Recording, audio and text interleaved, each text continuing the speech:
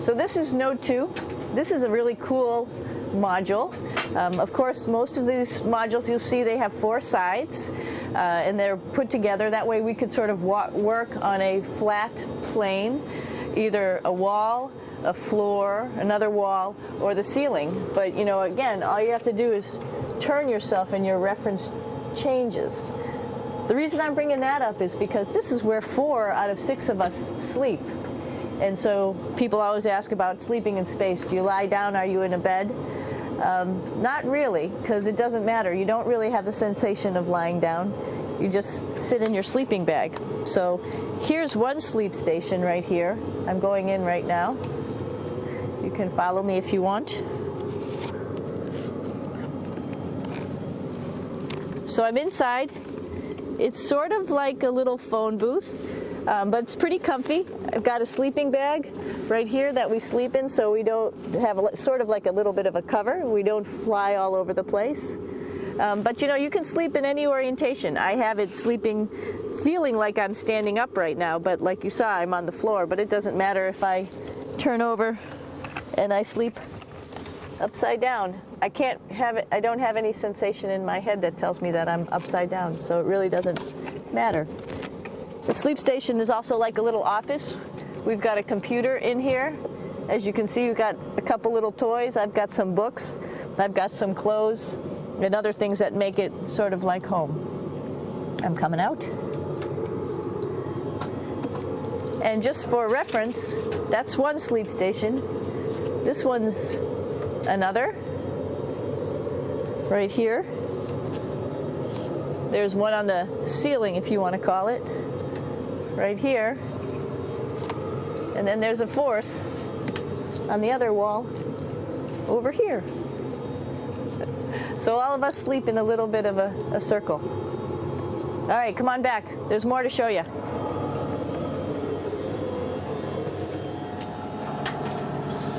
I know that there's some questions about how to use the bathroom and how do you actually live in space like normal, like at home. I mentioned real quickly about getting up in the morning and brushing your teeth and washing your face.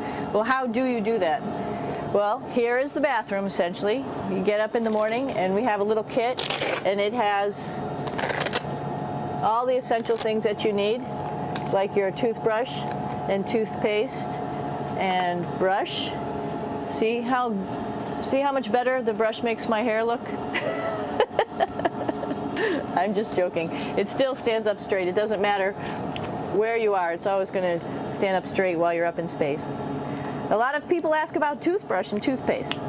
So, luckily enough, toothpaste, you can do it upside right this way, is sticky, and so it sticks to your toothbrush. No problem. Another cool thing is that water sticks to your toothbrush too. If you can see it, I'll have some water come out. The water is pretty neat up in space. It'll stick to your toothbrush and it will make a big bubble, and that's just by surface tension. And then you can drink it. So a lot of people ask about what do you do with the toothpaste after you brush your teeth.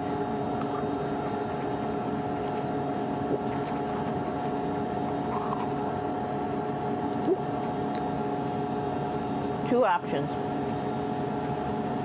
Swallow it, and it's sort of like mouthwash, but it tastes a little gross. Or you can just spit it out in a paper towel, and then you don't have to worry about it. Swallowing thing I wouldn't recommend at home. I'm only up here for 4 months, so it's not that bad. One of the most pressing questions about living in space, of course, is the bathroom. So let's take a look at that little piece of work. Come on in.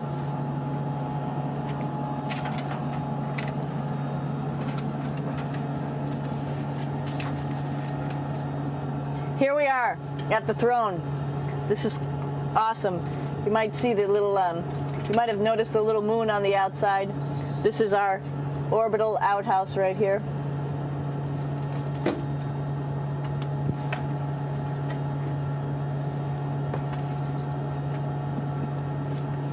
And of course, it serves for two functions. Number two, right here. I'll show you. But you see it's pretty small, so you have to have pretty good aim, and you be ready to make sure things get let go the right direction. And it smells a little bit, so I'm closing it up. And that's, of course, for number two. And this guy right here is for number one. So they're sort of two slightly separate functions, but you can do a little, essentially both, by hanging on right here and doing number one and number two. I might add it's color coded, so you really don't get it mixed up, which is nice. This is yellows for number one. And also there's a selection of paper. People always ask about toilet paper. What do you do with toilet paper? What kind of toilet paper do you have? We have gloves, just because sometimes it does get messy. We have some Russian wipes, which are a little bit coarse if you like the coarse type of toilet paper. We have some nice tissues, which are nice and soft if you like soft toilet paper. We have Huggies, just for any cleanup. You know, we were all babies once, and this sort of helps. And then if things get really out of control, we have disinfectant wipes, just to make sure we clean up here. Because, you know, just like the water I showed you, the number one stuff can sort of go all over the place if you don't aim correctly. And did I mention both of these have a little bit of suction, so they should keep things going in the right direction. But like I said, sometimes things get a little out of control if you are out of control yourself flying around. So we have lots of protective stuff. And of course, you do have your privacy. There's a little door, so other people know that you're in there. Here's a pretty cool place. This is sort of like in your house where everybody meets in the morning. After you wash your face, brush your teeth, you want to find something for breakfast. And this is our kitchen. You might notice there's all sorts of foods here. It's like opening the refrigerator. You got all your different stuff that you want to have: drinks, meats, eggs, vegetables, cereals, bread, snacks. And that's a good place. That's where you find all the candy. Side dishes, and then some little power bars just in case. So we have all this type of food. Some of it is dehydrated, and so we have to hydrate it, fill it up with water. Some of it is already made, and then all we have to do is heat it up. So something like this, I'm pulling out barbecued beef brisket. Pretty yummy.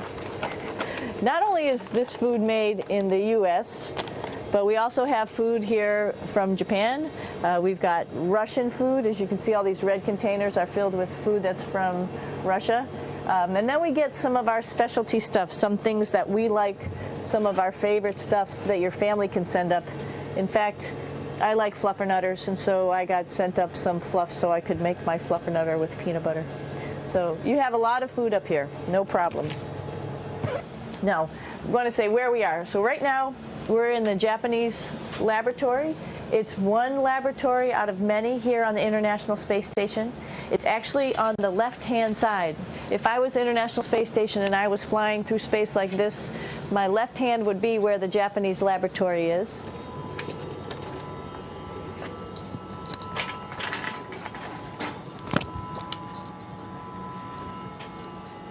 So now again, we're on the right-hand side, all the way on the right of the International Space Station.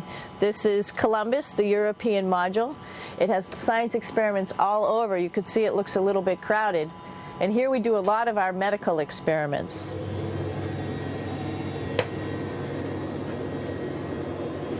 Here we are in the U.S. laboratory. Again, this is a laboratory with science experiments on all of the walls here, all sorts of stuff that we do.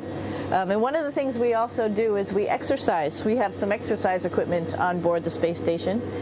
We need to do that because we lose bone density and muscle mass while we're up here, and that's a result of not having to fight against gravity. So how we keep ourselves in shape are with a bike, a treadmill, and a weightlifting machine. This is the bike. You notice the clip pedals. So all you need to do is actually clip your feet in, and then you can start pedaling.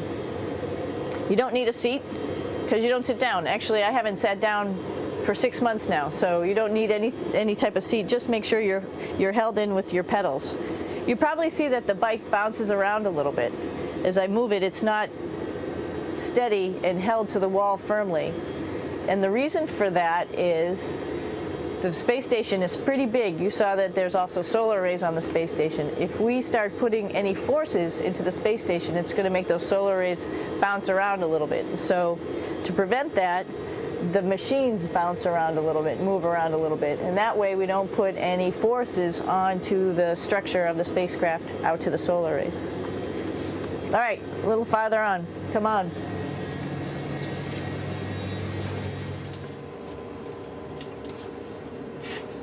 I'm here with my two buddies in the airlock.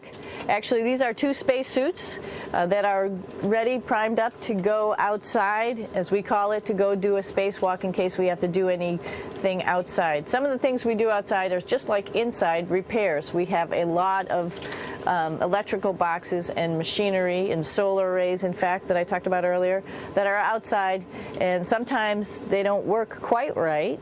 Remember, space is really cold and really hot, and it's also the vacuum of space with no pressure, and so some of the equipment doesn't work well all the time. So we might have to